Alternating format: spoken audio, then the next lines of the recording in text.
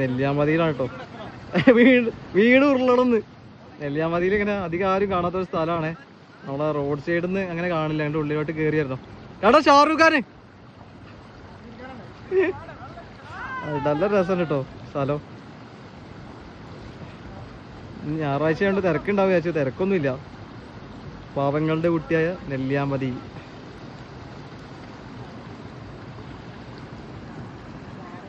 ഇത് നല്ല ചൂടുണ്ട് കേട്ടോ. ഇതേ അണ്ണായിരിക്കണ്ട ഇവിടെ അണ്ണൻ. തണുപ്പുണ്ടോ പറയാ? നല്ല സുഖമുണ്ട്.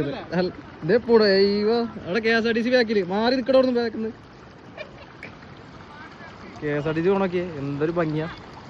എന്തോ എടാ മൊച്ചക്കൊരങ്ങ മുന്നിന്ന് മാറിക്ക് നോക്കി. ആകെ ബ്ലോക്കാക്കി.